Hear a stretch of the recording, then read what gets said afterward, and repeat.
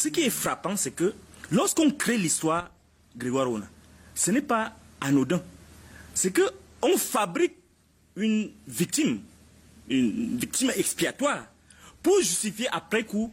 Et vous allez même remarquer que les gars qui créent ces histoires-là, c'est entre eux dans les gangs qui se disputent le pouvoir. C'est-à-dire que quand vous les voyez là, ils font semblant d'être sérieux. Ils ont leurs activistes.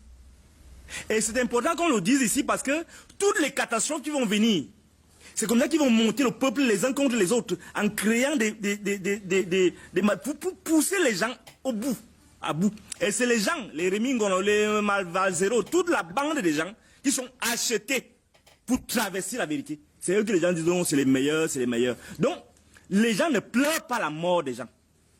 Mais ils sont occupés dans le commerce mortuaire pour faire tomber les camps dans le pouvoir. Et c'est bien dommage parce que c'est le peuple toujours qui pâtit. Alors moi j'ai vu la distance qu'il y a entre la propriété, je sors de là, entre la propriété et la maison de Brice Ouna et le lieu de l'incident. Je me suis dit que par moment, la nuit, bon, c'est la volonté de nuire. Bon, c'est la volonté de nuire, mais je pense qu'il y a problème aussi. Alors, docteur Fridolin, vous dites que vous brûliez d'envie de dire quelque chose. Vous avez amené votre propre... Non, j'ai fait mon enquête. Je voulais dire aux Camerounais de m'écouter religieusement. Religieusement? Oui. Parce que tous ces gens qui sont... Attendez. Tous ces gens qui sont autour de moi, là, c'est lui qui est à ma gauche. Les journalistes de la conservation du pouvoir. Voilà le débat qui a été organisé. Même si ça vous choque, vous qui me regardez là. D'abord, je commence. Les deux gens que vous voyez ici, c'est les maires.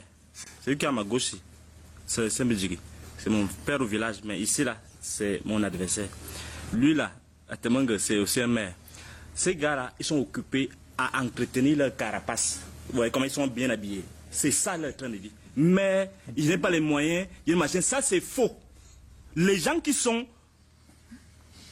devraient distiller le bonheur dans les populations, le bon sens, ils sont occupés, bon, je ne dis pas vous personnellement, hein, dans la gouvernance actuelle, ils sont occupés à voler, à grappiller, à piller, à sodomiser et à faire toutes les bêtises qui existent en justifiant qu'ils n'ont pas les moyens. Ça, c'est la première chose que je voulais dire. Deuxième chose, j'ai fait mon enquête.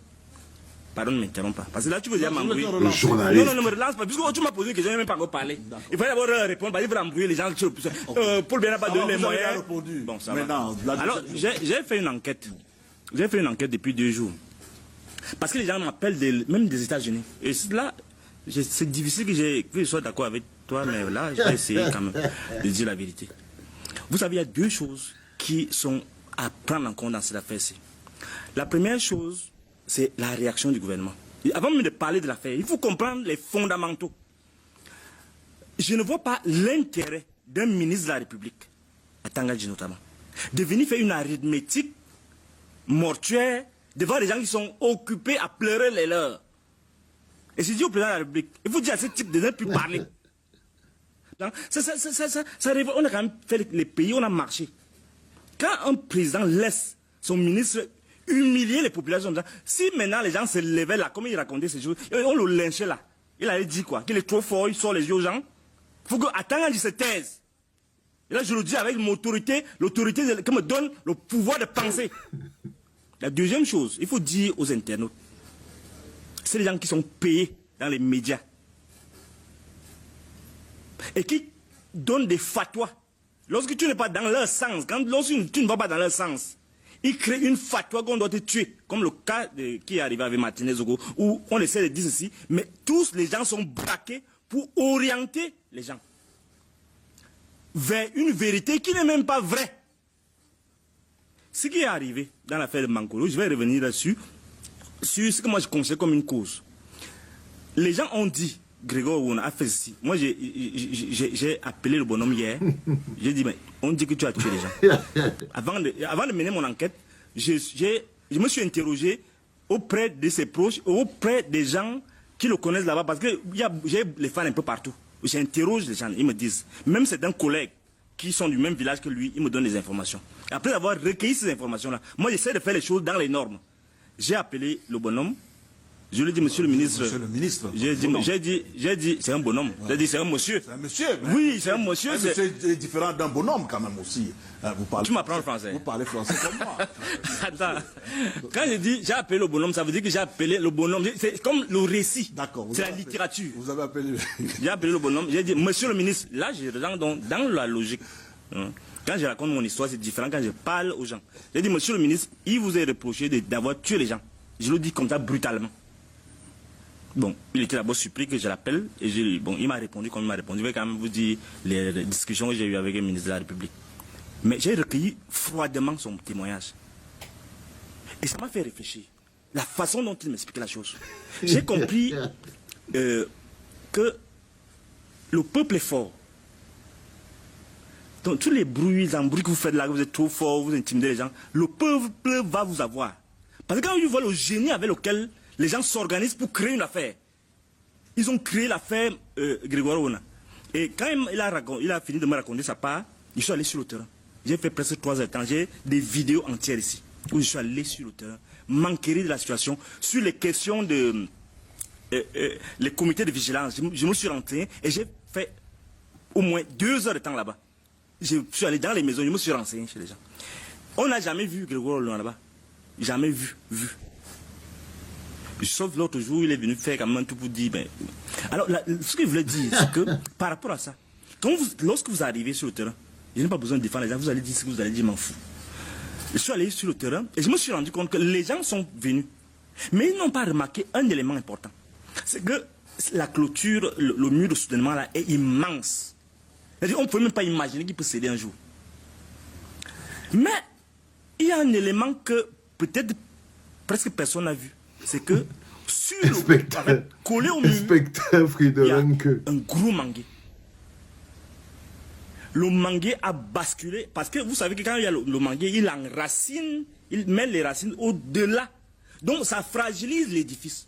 Donc le mur n'était plus solide parce qu'il avait déjà des fissures à partir du manguier qui était collé au mur. Et c'est un manguier qui date aussi de la période allemande. Un vieux manguier. J'ai la vidéo. Oh. On a l'image aussi, hein. Vous avez ça en illustration. Voilà. Donc, les gens ne remarquent pas que tout cela prédisposait à ce qui est arrivé. Et l'autre chose, c'est que dans mes enquêtes, j'ai réalisé que il y a ça 2 ans. Des gens sont venus quand je vous dis que les maires là sont dangereux. Il y a ça 2 ans. Il y a les gens qui sont venus là, je crois que c'est des Chinois quelque chose. Il faut que les gens fassent des enquêtes. Parce que moi, je ne parle pas de choses en l'air. Ils sont même venus prélever des échantillons. Pour dire, il faut qu'on essaie d'arranger ça, il faut qu'on essaie de faire la maintenance. Mais la mairie de Yaoundé 2e a dit que non, l'affaire là, il faut qu'on doit gérer l'affaire là. La question d'argent avec les gens-ci, c'est la magie. On ne comprend pas qu'est-ce qu'ils font avec l'argent, on ne comprend pas une telle gloutonnerie. C'est-à-dire que les gens sont devenus des sauvages, au sens propre. Tout ce qui concerne l'argent, ils sont là, ils sortent les yeux. Et c'est ça, donc, vous voyez tout ce qui a basculé. Et ça m'interpelle à un autre niveau. Vous savez, comme vous êtes assis là, certains Belgiques vaut peut-être 60 personnes comme moi. C'est-à-dire que sa valeur est cataloguée parmi les gens du pouvoir. Donc, ils ont établi les règles. Donc, son fils me vaut peut-être 10 fois. Lui-même me vaut peut-être 60 fois. Pourquoi je dis ça? Pour que vous compreniez l'importance dans la hiérarchie de la considération qu'ils donnent aux Camerounais. Je prends l'exemple simple. Lorsqu'il y a eu une menace d'éboulement au niveau de Mendon, je crois le sous-préfet de Mendon, ils ont soupçonné que sa maison peut tomber. Il y a eu un éboulement. On a juste soupçonné. On a dit quitte vite. On est parti le reloger. Allez voir, c'est ici à côté. On est parti le relever. Donc ça veut dire que sa vie, parce qu'il est sous-préfet, vaut la 60aine des gens qui sont morts là, ou bien 70 maximum. Donc mon bilan, parce que les gens racontent n'importe quoi dans les réseaux sociaux. Mon bilan là, maximum 70, 65, quelque chose. Alors, nous sommes donc interpellés par cette gestion des hommes. Des gens ont complètement démissionné devant leurs responsabilités. Et ce qui est frappant, c'est que lorsqu'on crée l'histoire Grégoire Ona, ce n'est pas anodin. C'est qu'on fabrique une victime expiatoire pour justifier après coup. Et vous allez même remarquer que les gars qui créent ces histoires-là, c'est entre eux, dans les gangs, qui se disputent le pouvoir. C'est-à-dire que quand vous les voyez là, ils font semblant d'être sérieux. Ils sont leurs activistes. Et c'est important qu'on le dise ici parce que toutes les catastrophes qui vont venir, c'est comme ça qu'ils vont monter le peuple les uns contre les autres en créant pour pousser les gens à bout. Et c'est les gens, les Remingono, les Malvalzero, toute la bande des gens qui sont achetés pour traverser la vérité. C'est eux que les gens disent, non, c'est les meilleurs, c'est les meilleurs. Donc, les gens ne pleurent pas la mort des gens. Mais ils sont occupés dans le commerce mortuaire pour faire tomber les camps dans le pouvoir. Et c'est bien dommage parce que c'est le peuple toujours qui pâtit. Et il faut interpeller les gens qui sont aux manettes pour détruire les images des autres. On ne peut pas, nous qui commandons le pouvoir, nous qui combattons ce pouvoir, vraiment avec le sérieux que nous avons. Certes, on a des dispositions. Lorsque vous entendez quelque chose avec ces gens-là, il faut croire, d'abord. Mais ayez la lucidité de mener votre enquête, de douter. Parce que si vous dites qu'on doit changer ce pays, et que nous, les soi-disant combattants, nous allons toujours utiliser la délation pour détruire les images des gens, on va perpétuer les crimes. Et en quoi serions-nous donc exemplaires par rapport aux autres? Alors, bonjour les enfants, c'est papa. Ça, c'est les conclusions de l'inspecteur Fridolin-Queux. Je vous parlais tout à l'heure, aujourd'hui, et je vous en parlerai encore longtemps, de cette activité des médias qui consiste à abrutir les populations. C'est-à-dire, le matin, je vous ai parlé du plateau d'Equinox. Là, je vous amène maintenant sur le plateau de Canal 2. Ça, c'est la séance de zombification signée Boubankomna. C'est-à-dire que, avec tous les responsables qu'il y a à Yaoundé, avec tous les pompiers, les inspecteurs de police, le ministre et tout, ils ont trouvé que la personne qu'il faut inviter pour venir éclaircir les Camerounais dans la situation qui s'est passée en Banque, c'est le docteur Fridolin-Queux, qui pour l'occasion est inspecteur Fridolin-Queux. Sauf que l'inspecteur Fridolin-Queux a une autre mission qui lui a été assignée. Là, il est plutôt l'avocat de Grégoire Ona. Donc du coup, il a deux casquettes. Il est inspecteur parce qu'il a fait des enquêtes et il est aussi l'avocat parce qu'il y aurait le nom de quelqu'un qui a été prononcé, en l'occurrence Grégoire Ona. Et vous pouvez encore remarquer que la télévision Vision 4 a fait tout un reportage pour expliquer aux Camerounais que Grégoire Ona n'a rien à voir avec ce qui se passe. Donc, le journaliste que vous voyez, il le fait venir. Ce bonhomme que vous voyez, Fridolin-Queux, n'a aucun impact dans la gestion de la situation qui s'est passée là. Il n'a même rien à dire ou à faire. Il n'agit pas. Il n'agit à aucun moment ni de la prévention, ni du secourisme. Il n'a aucune formation d'inspecteur de police. Mais lui, il a réussi à avoir le témoignage de Grégoire Ona. Mais les journalistes, eux, ils n'ont pas pu. Hein? Les journalistes, eux, ils n'ont pas pu. Parce que même le bonhomme de Vision 4 qui fait le reportage pour dire que Grégoire Ona n'a rien à voir avec cette affaire et tout, c'est toujours... Il n'y a pas... Ils ne sont pas... C'est même pas Grégoire Ona qui est en train de dire lui-même qu'il n'a rien à voir avec cette affaire. Donc, là, on est face à cette situation, mais ce n'est pas ce qu'il dit qui est important, parce que vous vous rendez bien compte qu'on parle de la vie des gens, on parle des gens qui sont déplacés en ce moment, qui ne savent pas où dormir. Lui, là, son chiffre à lui, c'est 65 morts. Tangandja, pour lui, 28 morts. Chacun va sortir avec pour lui. D'autres disent que dans la salle juste où on faisait la fête, il y avait au moins 45 morts. Donc, chacun parle ce qu'il parle. L'objectif est le même.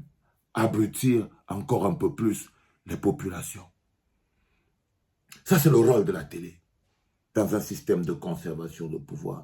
C'est que vous avez des journalistes de la conservation du pouvoir qui organisent des émissions d'abrutissement qui ont un seul objectif, maintenir un homme au pouvoir. Regardez le bonhomme qui est assis, le Fridolin-Queux. Vous sentez vraiment qu'il est venu là pour choquer les gens. Il est venu, c'est comme s'il voulait faire une remontada communicationnelle.